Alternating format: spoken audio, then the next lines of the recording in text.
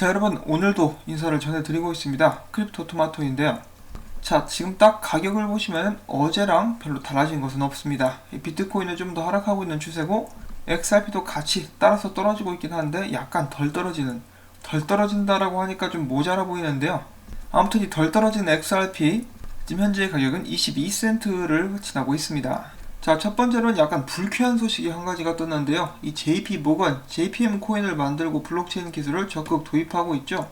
전 세계에서 가장 얍삽한 놈들 중에 하나입니다. 이들이 이번에 일본에 진출을 했다라고 하는데, 이 JP 모건이 주도하는 블록체인 기반 은행 간 정보 공유 네트워크가 다가오는 1월 일본에서 서비스를 시작할 예정입니다.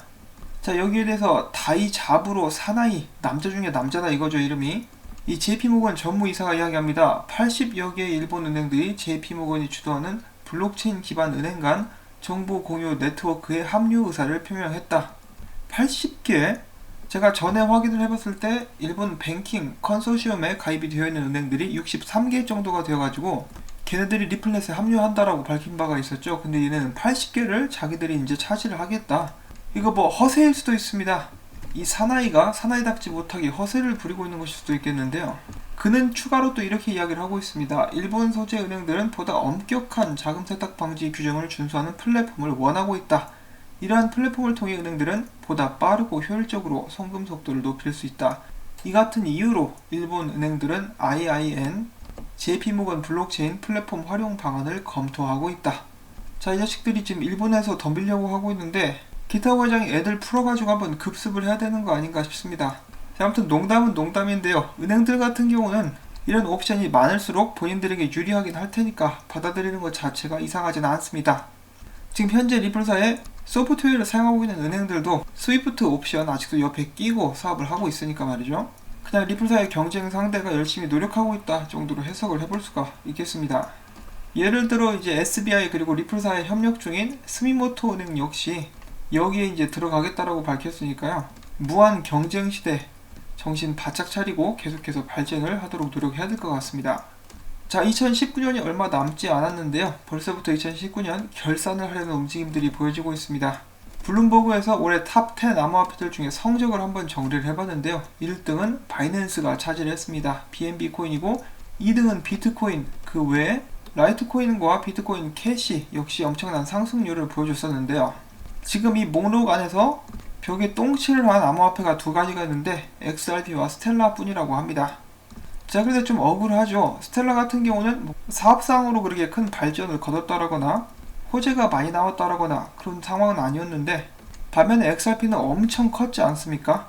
물론 작년까지만 해도 스텔라 가격이 XRP 한 2분의 1 정도 됐는데 지금 거의 4분의 1 정도로 이렇게 줄어들긴 했죠. 그럼에도 XRP는 정말 올해 거둔 성과들이 높습니다. 얼마 전에 이제 테조스 같은 경우 스테이킹 때문에 가격이 많이 올랐는데 저는 그것을 보면서 굉장히 씁쓸하고 어처구니가 없었습니다. 겨우 스테이킹 한다고 가격이 오른다니. 이거 뭐 스테이킹 핑계대고 올린 거라고 볼 수가 있겠지만은 XRP는 정말 더 올릴 거리가 많은데 그냥 바닥에 꾹꾹 눌러두고 있죠. 지금 겨울철인데 호떡 이렇게 꾹꾹 누르면서 만들지 않습니까? XRP를 그냥 호떡처럼 꾹꾹 눌러주고 있습니다. 언젠가는 화가 난 호떡에게 한번 크게 데일 수 있기를 바라보면서 다음 소식도 보도록 하겠습니다.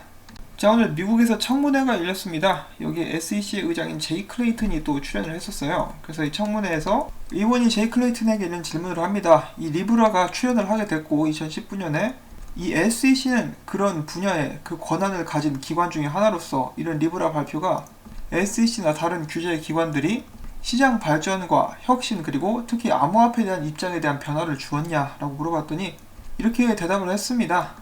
좋은 질문이고 내가 특정 암호화폐에 대한 프로젝트에 언급을 할 수는 없겠지만은 이 리브라 발표 같은 경우는 규제 관계자들이 디지털화와 이를 통해 오는 플러밍이라고 표현을 했는데 저는 기존에 있었던 문제 해결이라고 말씀을 드리고 싶고요. 이 문제 해결과 금융 시스템의 다른 문제들, 지불 전송이라든지 이런 부분들 곧 해결되는 방향으로 일어나게 될 것이다.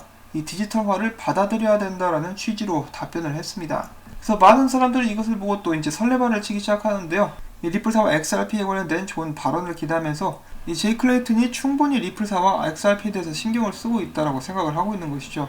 특히나 이제 특별한 회사 이름을 밝히지 않겠다라고 이야기를 한 것은 많은 사람들이 리브라에 관해서 이야기를 한 것이 아니냐라고 이야기를 하는 한편 어떤 사람들은 리플사에 대해서 언급한 것이다라고 해석을 하기도 했습니다. 일단 공은 2020년으로 넘어가게 되는 것 같습니다. 도대체 누가 뭘 시켰길래 XRP에 관한 입장을 명확하게 내놓지 않고 있는 것인지 답답하기만 합니다. 자, 그 다음 소식으로 XRP 떡상에 대한 꿈 아직도 버리지 않고 있는 사람들이 있는데요. 자, 그가 올린 차트 또 보도록 하겠습니다.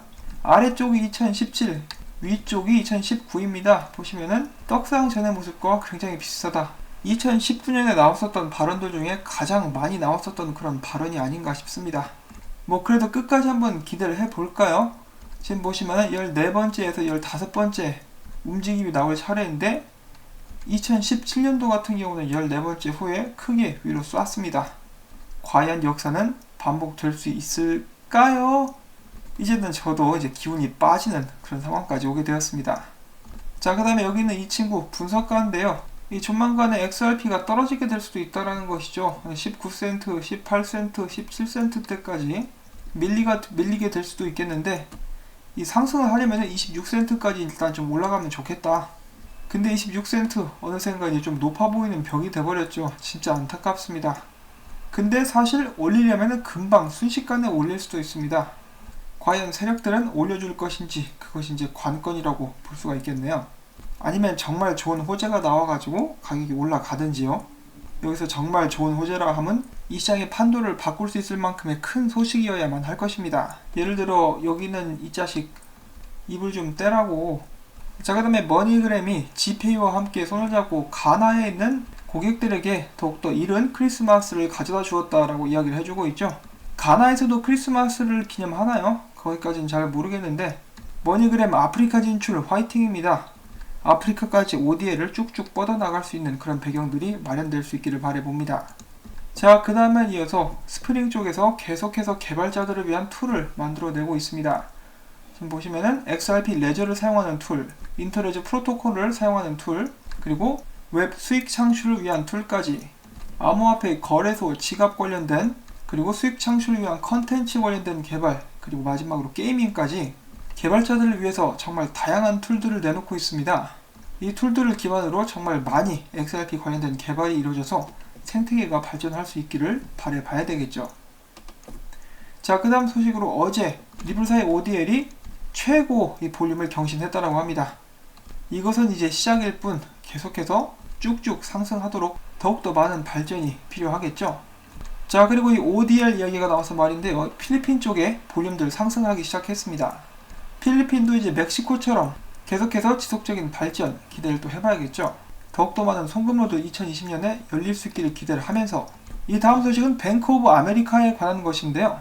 그들이 최근에 이러한 문서를 발행을 했다라고 제가 소식을 전해드렸었죠. 리플사의 기술은 기존의 통신은행에서 가지고 있었던 이 단점들을 보완해 줄 수 있다라고 제가 소개를 해드렸었는데 거기서 많은 사람들이 놓쳤던 것 중에 하나를 여기 있는 이 사람 리 SPQR이라는 사람이 짚었는데요. 이제 어떤 정도로 설득력이 있는지 한번 들어보도록 하시죠. 이제 하단에 보시면은 DLT 분산 원장 기술 이런 식으로 나와 있고 프리 밸리데이션, 어프로벌, 컨퍼메이션, 세틀먼트 이렇게 나와 있는 상태에서 밑에 마켓 메이커라고 나와 있습니다. 이 거래소라는 소리죠. 거래소가 이 DLT 운영 방식에 참여를 한다. 그래서 이것은 실시간 유동성임을 이야기하고 있는 것이다 라는 것이 그의 주장입니다. 자, 어느 정도로 설득력이 있는지는 모르겠습니다만 일단 이렇게 나와 있는 것에 대해서 말이 되는 것 같기도 합니다. 자, 언젠가 이 뱅크 오브 아메리카 이 메릴 린치에서 실시간 유동성을 사용하는 날이 올까요? 어쩌면 벌써부터 테스트를 하고 있을지도 모르겠습니다. 자, 그 다음에는 오랜만에 마르잔 델라틴 씨의 이 프레젠테이션이 나와가지고 한번 잠깐 보려고 하는데요. 전체적인 내용은 비슷하나 눈여겨서 볼 점도 몇 가지가 있습니다. 일단 한번 재생을 시켜보면 So that's where we get to the digital asset. In our case is XRP, which is our native digital asset. Is that rather than sending money in advance, the moment that you need this money, you go and on demand request for this liquidity. So basically you use the digital asset, and in this case XRP, as a bridge currency between two fiat currencies. So you're not changing the board. You're not replacing currencies today. This world will continue for a few years. I don't think that we can plug blockchain and change the world dramatically. So the disruption will happen progressively. I can give you a case. So, for instance, you are a you are a payment service provider. You want to send $100 to Mexico. So you go to the crypto exchange. You have your $100. You convert that to XRP, and immediately after, you convert back to the Mexican peso, and then you onward deliver to the local markets.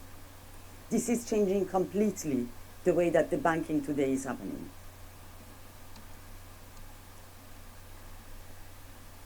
This world is very fragmented. And as I mentioned, blockchain is not a network of the network yet.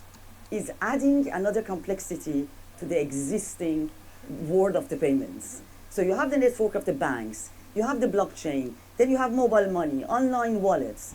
Can you imagine in what a fragmented world we are living? And if we don't think about what we have learned from the history of the payments, we will continue to add complexity to this world. Is there any other way of doing it? And I think that's where the next generation of the blockchain technology is leading actually to a protocol that is called Interledger Protocol, which is connecting any kind of the networks to other networks. So is a disruption that a shipping container did in order to create interoperability between the ship, train, and the trucks. 자, 그래서 2019년에 리플사의 모든 직원들에게 트렌드가 된 건 바로 XRP의 역할에 대한 강조입니다. 그리고 XRP를 뭐에 사용해야 되는가? 사용하게 되면 돈을 미리 보내서 보관하다 지불할 때마다 꺼내 쓰는 프리펀딩 어카운트가 아니라 실시간으로 돈을 보내는 것이 가능하기 때문이다. 또한 이 XRP는 법정 통화를 대체하기 위해 나온 것이 아니고 법정 통화를 돕기 위해 나온 것이고, 이 법정 통화의 시스템은 앞으로 미래에 지속적으로 존재하게 될 것이다 라는 것이죠. 이 블록체인을 도입한다라고 해서 하루아침에 세상이 뒤바뀌지는 않을 것이다. 이 변화는 천천히 일어나게 될 것이고, 여기에 실시간 유동성이 적용되면 기존의 은행의 일하는 방식은 크게 변화할 수 있다. 그 다음에 여러분들이 보셨듯이 딱 XRP에서 멈춘 것이 아니라 이제 한 가지가 더 들어가죠. 지금 현재 상황을 보시면 은행들, 블록체인, 모바일 머니, 온라인 지갑들 이렇게 나와 있는데 이것들을 전부 다 연결시킬 필요가 있다는 것이죠. 그래서 리플사가 개발하는 것이 인터레저 프로토콜. 나눠져 있는 것들, 금융 체계들은 조각조각 나눠져 있는데 그것을 싹 연결을 시켜버릴 수 있는 것이 인터레저 프로토콜이라고 다시 한번 소개를 해주고 있는 것이죠. 다른 회사들도 이런 식으로 암호화폐를 꺼내고 있죠. 지금 JP모건도 그렇고요. 그런데 그들보다 한 단계 더 나아가는 거, 모든 시스템을 연결시킬 수 있는 인터레저 프로토콜 기술은 리플사는 가지고 있습니다. 큰 장점이 될 것이고, 이 경쟁자들과 경쟁했을 때 훨씬 더 앞서 나갈 수 있는 그런 툴이 아닌가 싶습니다. 자, 그리고 제가 여기서 잠깐 또 생각을 해봤는데, 지금 현재 이 경제에서 이제 많이 나오고 있는 이야기 중에 하나가 이 기존 화폐 통화의 종말입니다. 달러도 그렇고요. 지금 한계를 맞이하고 있는 법정 화폐들이 많이 있는데요. 특히나 이 양적 완화 때문에 굉장히 말이 많은 그런 상황입니다. 이 상황 속에서도 리플사 같은 경우는 법정 통화가 앞으로도 계속해서 존재할 것이라고 이야기를 하고 있고, 그 외의 경제 전문가들은 이 모든 법정 화폐에는 수명이 있는데 이제 달러 같은 경우는 거의 다 됐다 이런 식으로 또 주장을 하기도 합니다. 그래서 제가 곰곰이 생각을 해봤는데 그럼 어느 쪽이 맞을까? 그런데 기존 법정 통화에서 이 각 나라에서 디지털 화폐를 발행하게 된다면 그런 부분들이 좀 더 바뀌지 않을 수 있을까라는 생각도 하게 되었습니다. 지금 실제로 그런 방향으로 움직이고 있고 말이죠. 그렇게 됐을 경우 리플사가 하는 일에는 여전히 전혀 지장을 주지 않게 될 것 같습니다. 뭐 어디까지나 제 생각이고요. 그냥 한번 여기서 공유를 해봤습니다. 자, 그 다음으로 마지막으로 준비한 소식이 있는데요. 캐나다 암호화폐 거래소 코인필드가 XRP 레저를 기반으로 솔로제닉 프로젝트를 시작을 했고, 이 솔로 코인을 프리세일 하기 시작했습니다.